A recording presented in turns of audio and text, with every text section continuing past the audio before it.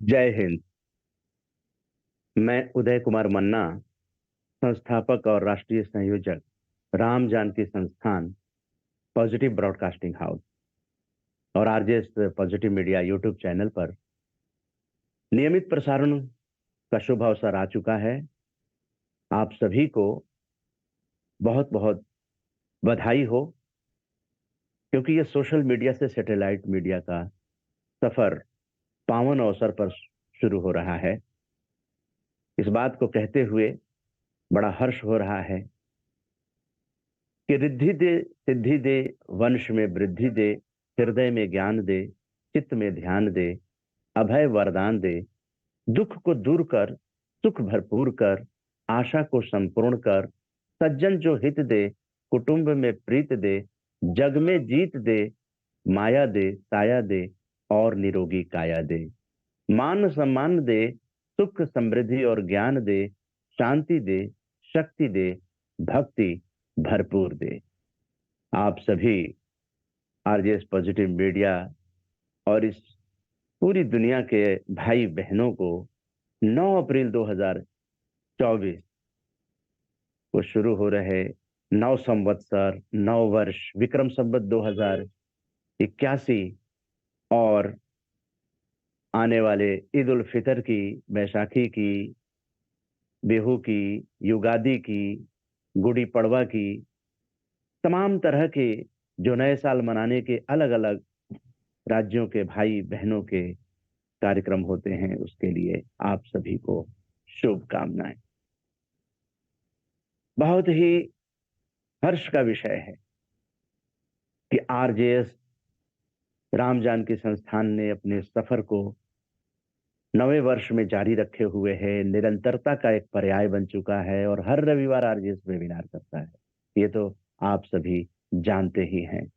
लेकिन जिस तरह से आरजेएस पीबीएच का गठन हुआ ताकि पॉजिटिविटी को देश दुनिया तक कैसे पहुंचाया जाए, उसमें सकारात्मक पत्रकारिता किस तरह से अपना रोल अदा कर सकती है, इस पर काफी विचार विमर्श करके उदय मन्ना ग्लोबल पॉजिटिव मीडिया डायलॉग 9 अप्रैल 2024 से नियमित प्रसारण के द्वारा शुरू किया जा रहा है। सुबह 6 बजे, सुबह 9 बजे, दोपहर 12 बजे, फिर सायं 3 बजे, सायं 6 बजे और फिर रात 9 बजे। अलग अलग तरह के अलग अलग विशेषज्ञों से बातचीत करके और हम लोग ओनली पॉजिटिविटी नो नेगेटिविटी जो कहते हैं उसे करते भी हैं। उसका एक reflection RJS positive media YouTube channel पर देखने को मिलेगा। और ये सोशल मीडिया के आरजेएस पीबीएच के जितने भी प्लेटफॉर्म्स हैं, पॉडकास्ट हैं, ट्विटर है, इंस्टाग्राम है, लिंक्डइन है, को है, फेसबुक है, उन सब पर ये अपलोड करके अपने दुनिया के तमाम भाई बहनों तक पॉजिटिविटी का संदेश देने की कोशिश में एक नया आयाम जुड़ने जा रहा है। आरजेएस पॉजिटिव मीडिया पे जब यूट्यूब देखेंगे आप, तो आपको ओनली पॉजिटिव चीजें मिलेंगी और ये आने वाले पीढ़ी के लिए और वर्तमान पीढ़ी के लिए एक इतिहास निर्माण की कोशिश है। और इसीलिए अमृतकाल का सकारात्मक भारत ग्रंथ के वॉल्यूम 1 और 2 आ चुके हैं। लाइब्रेरी में उन्हें पहुंचाया जा चुका है, इंस्टीट्यूशंस में पहुंचाया जा चुका है और भी आगे ये क्रम जारी रहेगा। और अब ग्रंथ वॉल्यूम 3 आपको 11 अगस्त 2024 को स्वतंत्रता दिवस समारोह जब मनाया जाएगा, उस अवसर पर उसका लोकार्पण होगा और एक नई डॉक्यूमेंट्री फिल्म भी देखने को मिलेगी। ओनली पॉजिटिविटी नो नेगेटिविटी ये पूरी दुनिया में फैलनी चाहिए। आने वाले जो पीढ़ियां हैं उन तक ये संदेश संरक्षित रहे, सुरक्षित रहे और आप सभी इसका सहयोग करें। इसी कोशिश के साथ ये उदय मन्ना ग्लोबल पॉजिटिव मीडिया डायलॉग शुरू हो रहा है। अपने आप में एक बहुत मेहनत का काम है, लेकिन आप जानते हैं कि 9 साल से मेहनत करके हम लोग इतना सक्षम हैं कि इसको रोजाना पॉजिटिविटी की चीजों को पहुंचाने के लिए संकल्पबद्ध हैं, और आज ही नहीं, ये 2047 तक का संकल्प है। और पॉजिटिव भारत उदय ग्लोबल मूवमेंट, क्योंकि विदेश की भी यात्रा करनी है, तो इसलिए आप सभी को आज के पावन अवसर पर जो जिस तरह से हमारे पर्व त्योहार होते हैं, वो हमें एक नई ऊर्जा से भर देते हैं। आप जानते हैं बैसाखी, जिसे पंजाब का त्योहार कहा जाता है, लेकिन ये भारतीय त्योहार है और ये फसल उत्सव का त्योहार है। और गुरु गोविंद सिंह जी ने खालसा की स्थापना की थी। तो इस तरह से हम लोग जो है बैसाखी, विशु देखिए, केरल की हरी भरी धरती अप्रैल में अपना नया साल मनाती है। दिन की शुरुआत विशु कानी के पहले दर्शन से होती है, जिसमें फलों, सब्जियों और फूलों को जिस तरह से बनाया जाता है, उसे खोला जाता है। ये विशु त्योहार जो है केरल का राज्य का परिचायक है, वहाँ के भाई बहन मनाते हैं। पुथुंडू एक पारंपरिक तमिल नववर्ष, ये भी मनाया जाएगा, और ये तो वैसे शुरू हो जाता है। और लोग एक दूसरे को पुथुंडू वजथुकल कहकर बधाई देते हैं, और जिसका अर्थ है कि नव वर्ष की शुभकामनाएं। पूरे भारत को जानना चाहिए पुथंडू वजथुकल, और कच्चे आम, नीम और गुड़ से तैयार की जाने वाली मंगई पचड़ी इस त्योहार का खास व्यंजन है। अब हम चले अगर जम्मू कश्मीर, तो वहां पर नवरेह, कश्मीर का ये नया साल जो है चैत्र नवरात्रि के पहले दिन से शुरू होता है, जो शिवरात्रि जितना ही महत्वपूर्ण है। गुड़ी पर्व, उगादी और अन्य कार्यक्रम नए साल की शुरुआत के रूप में जबरदस्त उत्साह और पवित्रता के साथ मनाए जाते हैं। अब चलें पूर्वोत्तर भारत में, तो असम में जो है वो यहाँ मनाया जाता है बिहू उत्सव। असमिया लोगों का जो है एक अलग ही पहचान है, और राष्ट्रीय इतिहास में अलग पहचान देता है। बिहू न केवल असम की प्राथमिक पहचान है, बल्कि ये एक फसल उत्सव भी है, और इसे मनाया जाता है। पोइला बैसाख, ये बंगाल कैलेंडर के पहले दिन बंगाली लोग पोइला बैसाख मनाते हैं। ये बंगालियों के लिए नए साल के शुरुआत का प्रतीक है, खुशी का है, जश्न का है, सांस्कृतिक गतिविधियों का समय है। इस तरह से हमारे जो रंगारंग समारोह वगैरह होते हैं, तो ये है। तो और इसी तरह से गुड़ी पड़वा, युगादि, इस तरह के जो त्योहार हैं नववर्ष के, अलग अलग नामों से मनाए जाने वाले हैं, लेकिन सबका उद्देश्य एक ही है कि हम सभी खुश रहें, हम सभी आपसी सौहार्द के साथ रहें, शांति के साथ रहें, हमारी सोच सकारात्मक हो।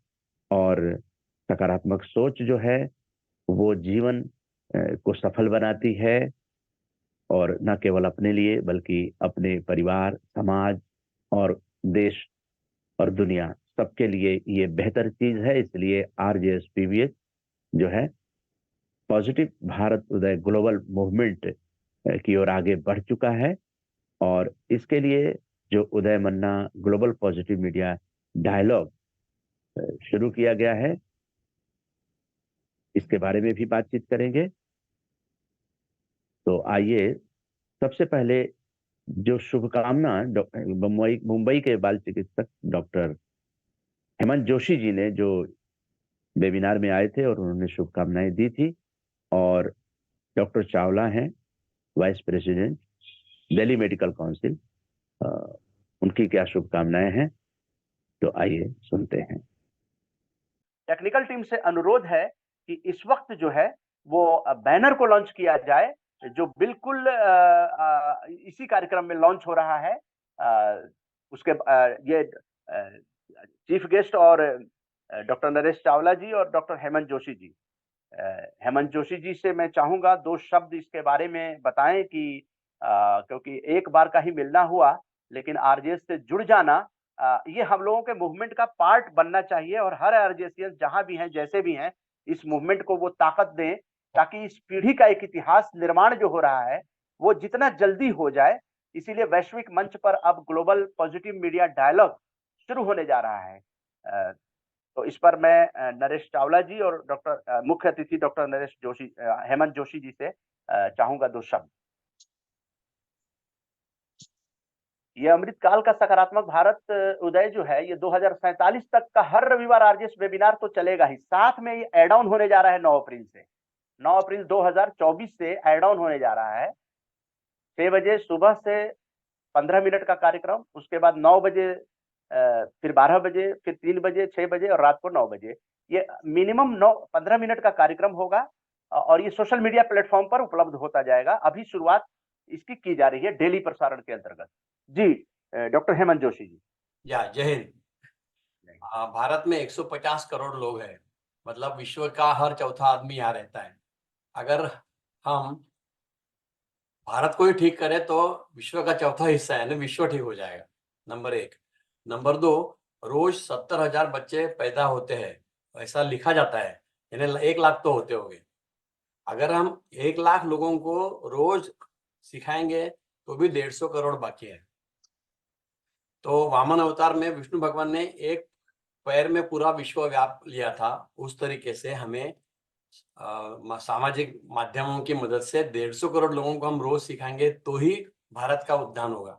डॉक्टर नरेश चावला जी, जी आपसे मैं चाहूंगा कि ये वैश्विक मंच पर पॉजिटिव मीडिया जा रहा है, डेली प्रसारण करने जा रहा है। आप तो काफी सालों से जुड़े रहे हैं, आपका क्या आशीर्वाद होगा?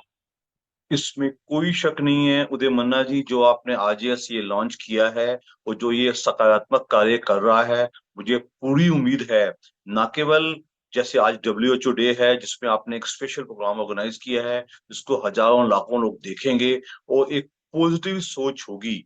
हमें इसमें कोई शक नहीं है कि पूरी दुनिया में एक थोड़ा सा कोहराम फैला हुआ है, वहां हमें पॉजिटिविटी की जरूरत है। तो आपकी ये सकारात्मक पॉजिटिव कोशिश, मुझे पूरा यकीन है, बहुत कुछ अच्छा करेगी और इस अंधकार में एक नया उजाला आएगा। तो अभी आप डॉक्टर हेमंत जोशी जी से और डॉक्टर नरेश चावला जी से उदय मन्ना ग्लोबल पॉजिटिव मीडिया डायलॉग के शुभारंभ की शुभकामनाएं सुन रहे थे।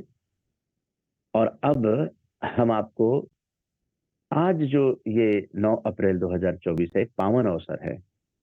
हमारे बहुत सारे आरजेसियंस भाई बहन जो हैं अलग अलग जगह यात्राएं करते हैं और यात्राओं के दरमियान बहुत सारे अनुभव होते हैं। तो आरजेएस पॉजिटिव मीडिया ने उन अनुभवों को आपके लिए साझा किया है। और रीता झा जी जो वैष्णो माता जी के दर्शन करके लौटी हैं, तो उनके क्या विचार हैं, कितना अच्छा मन हो जाता है और जिसका अपना मन खुश होता है वही दूसरों के मन को खुश कर सकता है। तो आइए जानते हैं रीता झा जी के क्या अनुभव है। मैं रीता झा नवरात्रि की शुभकामनाएं देते हुए आज इस पॉजिटिव से कुछ अपने जो मन की बातें हैं वो शेयर करना चाहती हूँ। क्योंकि अभी जो नवरात्रि का मौसम चल रहा है इसमें लोगों का मन पवित्र है, लोग व्रत रखते हैं, सात्विक खाना खाते हैं, लोगों से अच्छा व्यवहार करते हैं, मंदिर जाते हैं, मतलब सब एकदम से वातावरण ऐसा हो गया नवरात्रि में कि जहाँ देखिए धार्मिक, जबकि आप रेस्टोरेंट वगैरह में भी जाएंगे तो वहाँ पे आपको पवित्र खाना वगैरह मिलेगा, बिना लहसुन प्याज के मिल जाएगा। और कहने का मतलब कि व्रत लोगों के अंदर इतनी सात्विक वो आ जाती है विचार की आप समझ नहीं सकते। छोटे छोटे बच्चे भी इस तरफ मंदिर जाने में इतनी अपनी उत्सुकता दिखाते हैं। तो मैं आपको नवरात्रि की शुभकामनाएं देते हुए जो अपनी बता रही हूँ, अपनी प्लान वगैरह जो हम लोगों ने एकदम से प्लान बनाया हमने कि हम जाएंगे माता के दरबार। तो मेरा 25 मार्च 2024 को प्लान बना। हम लोग राजधानी हमने प्लान बना लिया, अचानक से ही बन गया। मतलब कहते नहीं कि माता के दरबार में आपका एकदम से प्लान बनेगा, सोच समझ के नहीं बनता, एकदम से माता ने बुलाया और हम चले जाते हैं। जैसे कि गाना भी है, चलो बुलावा आया माता ने बुलाया। तो हमारे साथ एग्जैक्ट वैसा ही हुआ कि हम सब सारी सिस्टर्स बैठी थी, हमने एकदम से प्लान बनाया और दिन में हम लोगों ने होली खेला और हमारा प्लान बन गया। तो हम लोग चले गए राजधानी ट्रेन से, हम लोग जम्मू गए और जम्मू से फिर हम लोगों ने टैक्सी करके कटरा गए। वहाँ पे फिर हम लोगों का मतलब प्लान बना। तो जो पहले भी गई हूँ मैं, इस बार तो खैर मुझे 20 साल बाद प्लान बना हमारा, अचानक बहुत दिनों से बुलावा नहीं आ रहा था, इच्छा तो बहुत दिन से थी। तो मैं पहले जब गई थी वहाँ पे तो हमने देखा था कि रास्ते थोड़े उबड़ खाबड़ थे, थोड़ी मतलब दिक्कतें भी हुई थी, जबकि हम पहले नंगे पैर ही जाते थे। तो इस बार रास्ता तो नया बन गया था, काफ़ी कुछ बदला है। और पॉजिटिव सोचे तो मतलब रास्ता ऐसा बन गया कि अब हर बंदा जा सकता है, पैदल जाने में कोई दिक्कत नहीं है, खाने पीने की भी कहीं कोई दिक्कत नहीं है। जो नया रास्ता बना है उसमें तो हर जगह जगह पे लंगर है। अगर आपकी इच्छा होगी कि नहीं कुछ हमें खाने पीने की भी, जैसे पहले लोगों को दिक्कत होती थी, कहीं कुछ नहीं मिलता था, तो अब आप खाना पीना नहीं सोचना पड़ेगा, लंगर में एकदम से पवित्र खाना मिलता है वहाँ पे। और कहने का मतलब कि ना सेल्फ सर्विस है कि आप खुद लेंगे प्लेट, खाना खाएंगे जैसे भी, बस ये कि वहाँ पे धो के भी खुद ही रखना है आपको। ऐसा नहीं कि उसने गंदा धोया, कई बार लोग कहते हैं ना कि भाई साफ सफाई नहीं है, तो ये आप पे डिपेंड करता है, आप ऐसी जगह पे गए हैं तो आपने कैसे किस तरीके से रख रखाव किया है। सिर्फ ये नहीं है कि आप मंदिर गए और गंदगी फैला के आ गए। तो वहाँ पे ये भी एक संदेश जाता है कि लंगर में सेल्फ सर्विस, पहली बार ऐसा सिस्टम मैंने देखा कि लोग खुद खाना खाएंगे। रेस्टोरेंट में तो खैर मैंने बहुत देखा था ये सब, लेकिन वैष्णो देवी में जो मैंने बदलाव देखा कि लोग जा रहे हैं। और उससे पहले जब मैं गई थी, मतलब 20 साल पहले जब मैं गई थी, तो जो कहते थे ना कि एक रास्ता था गुफा में जाने का, जो कि कहते थे कि यहाँ पे पापी लोग फंस जाते हैं, उन सब का अनुभव अब नहीं हो सकता क्योंकि वो रास्ता बंद कर दिया गया है। लेकिन लोगों को बहुत दिक्कत होती थी, जैसे कई लोग इस फंसने के डर से जाते ही नहीं थे। अब ये कि नॉर्मल रास्ता बना दिया, एकदम साफ सुथरा, आप जाएंगे तो मतलब बहुत अच्छा लगेगा आपको। पहले पहले थोड़ी कठिनाइयां थी, लेकिन अच्छा तो तब भी लगता था। पर अब कठिनाई बिल्कुल नहीं है। आपका मन है तो पुराने रास्ते से जाइए, मन है तो नए रास्ते से जाइए, 1.5-2 किलोमीटर का ही फर्क पड़ेगा।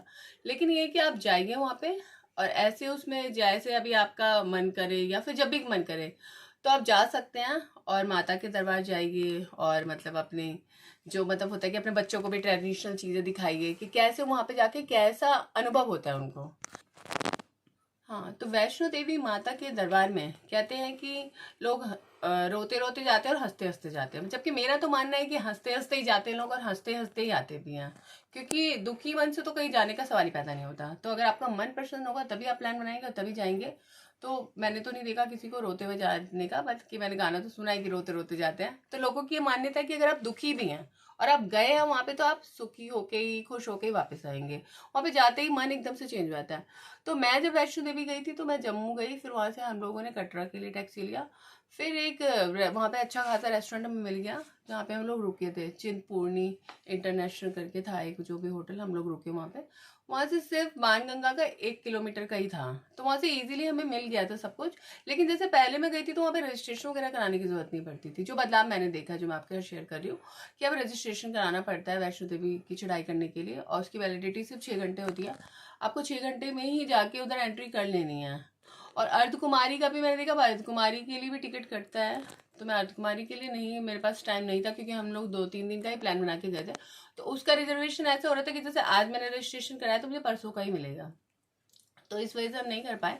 पर पहले तो रास्ते में आता था तो हम लोग अर्धकुमारी का भी सारा दर्शन करके सब जाते थे, तो वो अनुभव नहीं हो पाया मुझे। लेकिन ये कि आप जाएंगे तो थोड़ा वक्त निकाल के जाएंगे, जैसे 1 हफ्ते का प्लान बना के जाएंगे तो अर्धकुमारी के लिए भी पहले से आपको पता होगा, तो रजिस्ट्रेशन वगैरह करा के। इसलिए मैं आपसे अपना मैंने साझा किया है ताकि लोगों को ना, जो लोग नए तरीके से अपना प्लान बना रहे हैं और जाने का सोच रहे हैं, तो उनको ये सब दिक्कत ना हो। बाकी तो यही है कि आप खुद जाएंगे तो आपके अपने खुद के अपने एक होता है ना, अपना एक्सपीरियंस होता है, वो आपका होगा। और मेरी जो भी मैंने आपके साथ अपना एक्सपीरियंस शेयर किया है, तो मैं ये आई होप कि मैं ये उम्मीद करती हूँ कि आप लोगों को उससे कुछ फायदा ही होगा। तो जय माता दी, चलो बुलावा आया, माता ने बुलाया। अभी आप वैष्णो माता के दर्शन करके लौटी रीता झा जी के विचार सुन रहे थे, उनके अनुभव सुन रहे थे।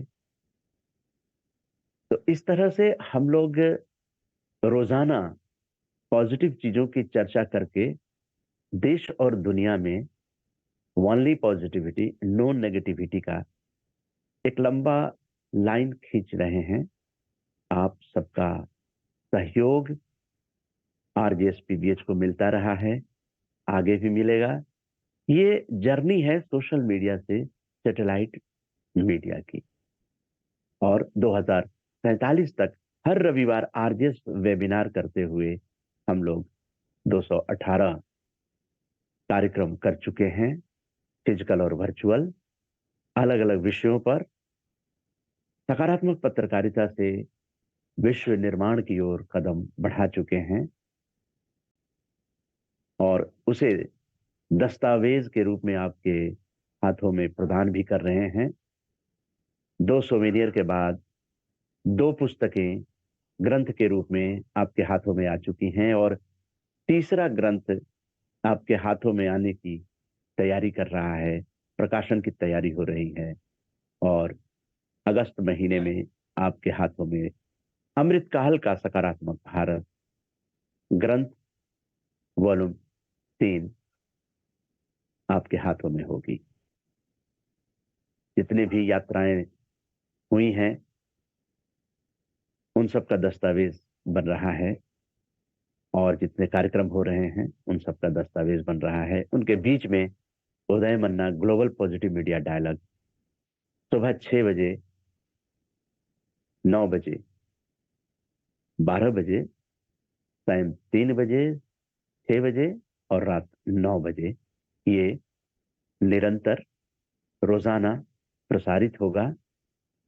आप सभी का सहयोग और समर्थन इसे इस मुकाम तक पहुंचाया है। आशा है आप इसी तरह अपना प्यार बनाए रहेंगे, और जो ये मौसम है, जो ये